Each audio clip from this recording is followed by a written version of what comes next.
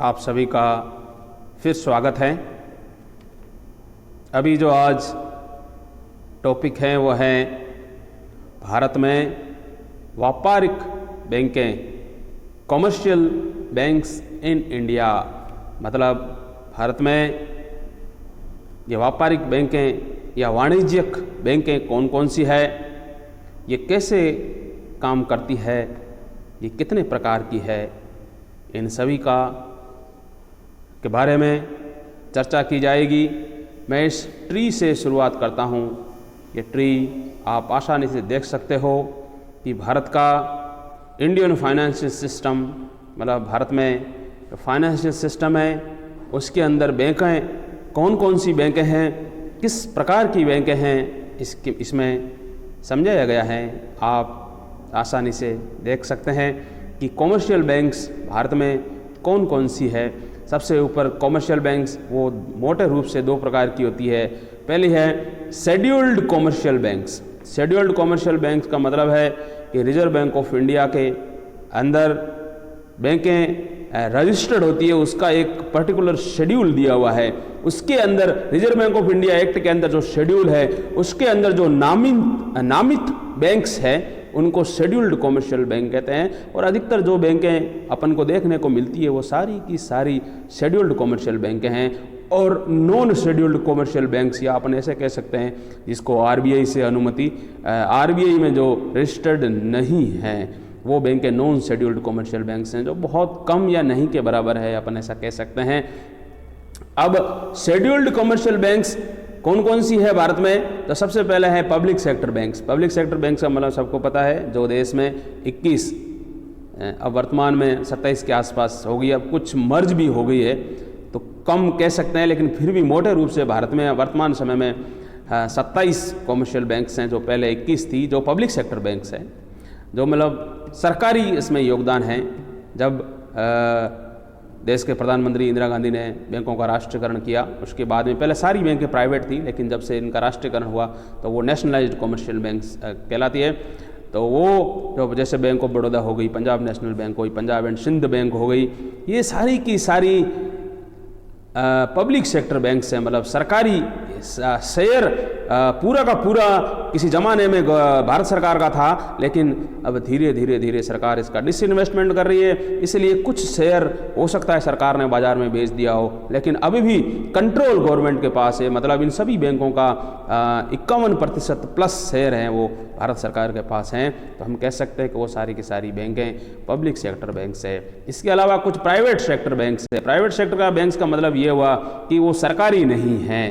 Private sector का मतलब उसका शेयर सरकार के पास नहीं है, कुछ हो सकता है, लेकिन 51% के आसपास उनका शेयर गवर्नमेंट के पास नहीं है। वो बैंकें पब्लिक सेक्टर बैंकें नहीं कहलाती है, बल्कि प्राइवेट सेक्टर बैंक्स कहलाती है।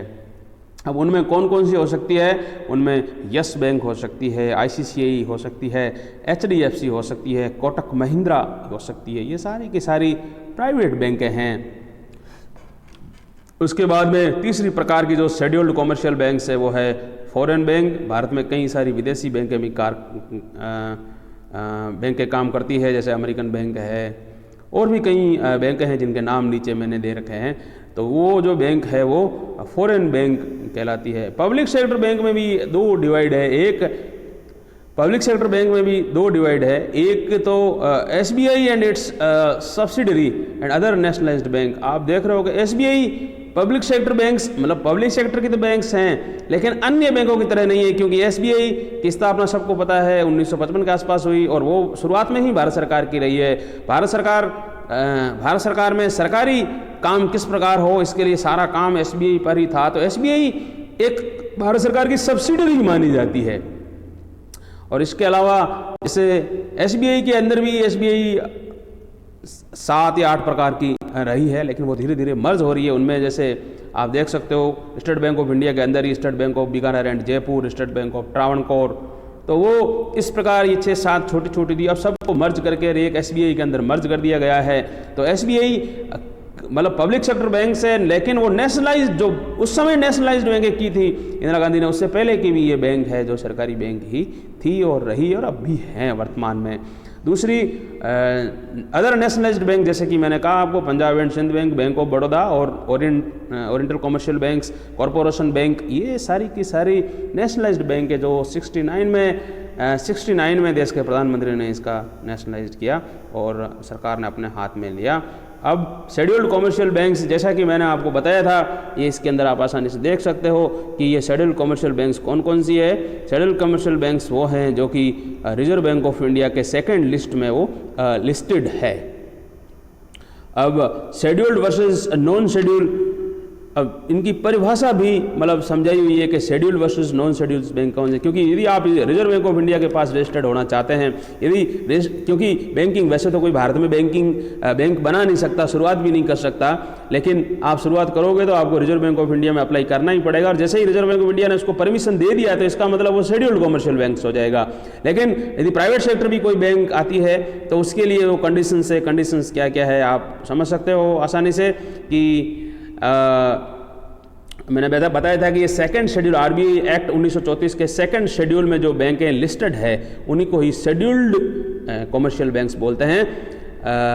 वो उनके लिए क्या कंडीशंस है आप देख सकते हो कि bank need to have paid up capital reserve at least 0.5 million या 50 लाख रुपए होना चाहिए उनके पास, और उसके बाद उनका जो CRR आपको सबसे को पता है, कैश रिजर्व रेशियो क्या है कि जितने भी देश के अंदर वाणिज्यिक बैंक हैं उनको अपने कुल जमा का कुछ प्रतिशत निश्चित रूप से कैश रखना पड़ता है, और वो कुछ कंडीशंस में रिजर्व बैंक ऑफ इंडिया के पास भी रखना पड़ता है।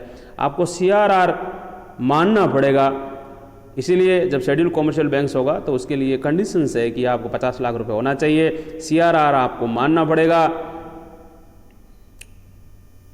और इसके अलावा जो भी इंटरेस्ट रेट आपको देना है डिपॉजिट पे या जो भी है इंटरेस्ट रेट लागू करना है, कैसे करना है, वो रिजर्व बैंक ऑफ इंडिया की गाइडलाइन का अनुसरण करना ही होगा। वो वापस ट्री है जो दिखाया हुआ है। नॉन शेड्यूल बैंकों में कुछ नाम इधर तो नहीं है, लेकिन नीचे मैंने लिस्ट के अंदर लिखे हुए कुछ नाम जो कि पुराने हैं और जिसका रिजर्व बैंक ऑफ इंडिया के पास ये सारी बैंकें आप देख सकते हो जो भारत में पब्लिक सेक्टर बैंकें हैं। नाम जैसे syndicate, union bank of India, oriental India bank, ये सारी की सारी है वो भारत सरकार की पब्लिक सेक्टर बैंक्स है। पब्लिक सेक्टर के अलावा प्राइवेट सेक्टर की जो बैंकें हैं, ये स्टेट बैंक की जो छोटी छोटी 7 बैंकें थी, जैसे मैंने आपको बताया, state bank of Patiala, state bank of Mysore, state bank of Hyderabad, state bank of Bikaner and Jaipur, अब सब इन सबको मिला दिया गया है, मिला के और एक स्टेट बैंक ऑफ इंडिया बन गया है। और अब आप ये देश की प्राइवेट बैंकें हैं जो बहुत पुरानी हैं, आज़ादी से पहले की बैंकें हैं, उसको आप देख सकते हो। कैथोलिक सिंडी bank, Federal bank, Jammu and Kashmir bank, ये सारी बैंकें हैं जो काम कर रही है। South India bank, Lakshmi Vilas bank.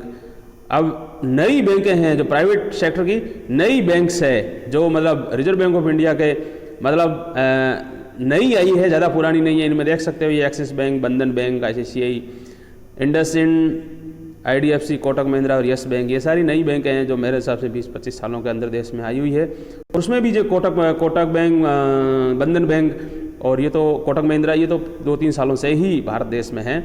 तो ये सारी की सारी प्राइवेट सेक्टर की बैंकें हैं। ये कुछ भारत देश में कुछ विदेशी बैंकें हैं जो उनके हेड ऑफिस विदेशों में हैं, लेकिन फिर भी वो भारत में काम कर रही है। वो रिजर्व बैंक ऑफ इंडिया की अनुमति से ही देश के अंदर काम करती है। तो इसलिए कुछ बैंकें आप देख सकते हो, Australia bank, Westward bank of corporation, एडी बैंक, सोनल बैंक, ये अधिकतर इनके कार्यालय या तो दिल्ली में हैं या बॉम्बे में हैं, और किसी जगह इनके हेड ऑफिस कार्यालय नहीं होते हैं।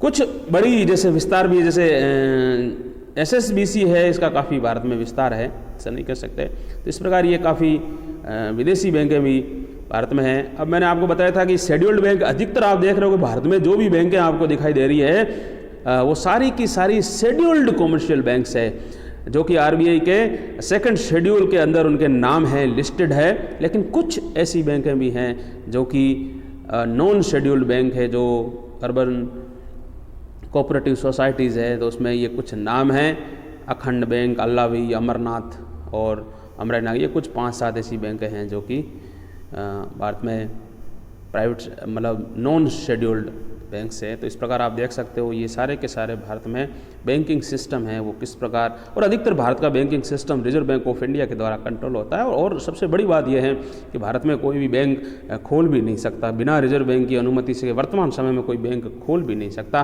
और बैंक खोलने की जो प्रक्रिया है वो काफ़ी टफ है, काफ़ी लंबी है। और इस मामले में रिजर्व बैंक ऑफ इंडिया, क्योंकि वर्तमान में जो बैंकों के साथ स्थिति हो रही है, जो यस बैंक के साथ भी हुआ और अन्य बैंकों के साथ हो रहा है, और जो छोटी छोटी सोसाइटियां हैं वो पूरे जनता में भारत देश में लूट मचा रखी है, उसको ध्यान में रखते हुए रिजर्व बैंक ऑफ इंडिया इसमें फूंक के कदम रख रही है और इतनी आसानी से बैंकों की अनुमति नहीं दे रही है। तो इसलिए ये भारत में बैंकिंग सिस्टम है। इतना ही आज के लिए, धन्यवाद।